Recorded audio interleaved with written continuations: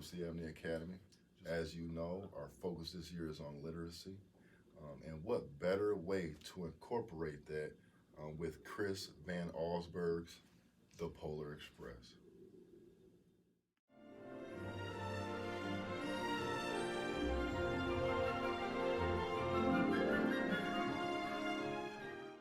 On Christmas Eve, many years ago, I lay quietly in my bed. I did not rustle the sheets. I breathed slowly and silently. I was listening for a sound a friend had told me I'd never hear. The ringing bells of Santa's sleigh. There is no Santa, my friend had insisted, but I knew he was wrong. Late that night, I did hear sounds, though not ringing of bells. From outside came sounds of hissing steam and squeaking metal. I looked through my window and I saw a train standing perfectly still in front of my house. It was wrapped in an apron of steam. Snowflakes fell lightly around it. A conductor stood at the open door of one of the cars. He took a large pocket watch from his vest, then looked up at my window. I put on my slippers and robe. I tiptoed downstairs and out the door. All aboard, the conductor cried out. I ran up to him. Well, he said, are you coming? Where? I asked. Why, the North Pole, of course, was his answer. This is the Polar Express. I took his outstretched hand and pulled me aboard. The train was filled with other children, all in their pajamas and nightgowns. We sang Christmas carols and ate candies with nougats, centers as white as snow. We drank hot cocoa as thick and rich as melted chocolate bars. Outside, the lights of towns and villages flickered in the distance as the Polar Express raced northward. Soon, there were no more lights to be seen. We traveled through cold, dark forests, where lean wolves roamed and white-tailed rabbits hid from our trains as it thundered through the quiet wilderness. We climbed mountains so high it seemed as if we would scrape the moon, but the Polar Express never slowed down. Faster and faster we ran along, rolling over peaks and through valleys like a car on a roller coaster. The mountains turned into hills, the hills to snow-covered plains. We crossed a barren desert of ice, the great polar ice cap. Lights appeared in the distance.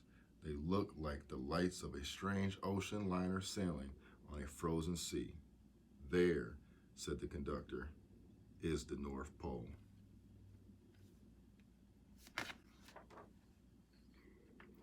The North Pole, it was a huge city standing alone at top of the world, filled with factories where every Christmas toy was made. At first we saw no elves. They are gathering at the center of the city, the conductor told us. That is where Santa will give the first gift of Christmas. Who receives that first gift? We all asked. The conductor answered, he will choose one of you. Look, shouted one of the children, the elves. Outside we saw hundreds of elves as our train drew closer to the center of the North Pole. We slowed to a crawl. So crowded were the streets with Santa's helpers when the Polar Express could go no further. We stopped and the conductor led us outside. We pressed through the crowd to the edge of a large open circle. In front of us stood Santa's sleigh. The reindeer were excited. They pranced and paced, ringing their silver sleigh bells that hung from their harnesses.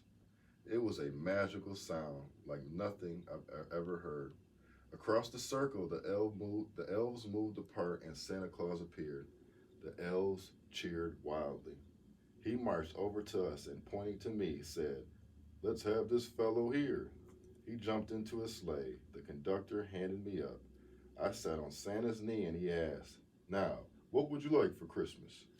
I knew that I could have any gift I could imagine. But the thing I wanted most for Christmas was not inside of Santa's giant bag. What I wanted more than anything was one silver bell from Santa's sleigh. When I asked, Santa smiled. Then he gave me a hug and told an elf to cut a bell from a reindeer's harness. The elf tossed it up to Santa. He stood, holding the bell high above him, and called out, "The first Christmas gift."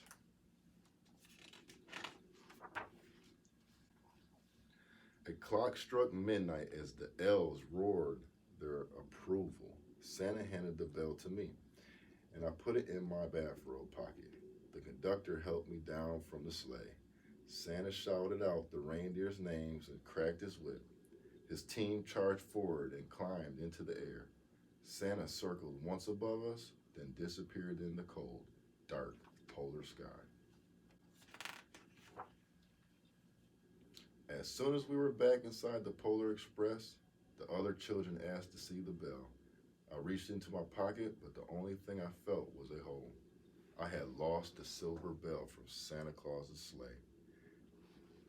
"Let's hurry outside and look for it," one of the children said. But the train gave a sudden lurch and started moving. We were on our way home.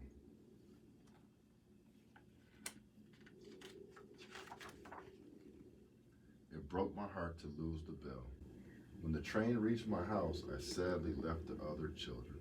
I stood at my doorway and waved goodbye. The conductor said something from the moving train, but I couldn't hear him. "What?" I yelled out. He cupped his hands around his mouth. "Merry Christmas," he shouted. The Polar Express let out a loud blast from its whistle and sped away. On Christmas morning, my little sister Sarah and I opened our presents. When I looked as if everything had been unwrapped, Sarah found one last small box behind the tree. It had my name on it. Inside was the silver bell. There was a note. "Found this on the seat of my sleigh. Fixed a hole in your pocket. Signed, Mr. C." I shook the bell. It made the most beautiful sound my sister and I have ever heard. But my mother said, "Oh, that's too bad." "Yes," said my father, "it's broken." When I'd shaken the bell, my parents had not heard a sound. At one time, most of my friends could hear the bell, but as the years passed, it fell silent for all of them. Even Sarah found one Christmas that she could no longer hear it, the sweet sound. Though I've grown old, the bell still rings for me as it does for all who truly believe.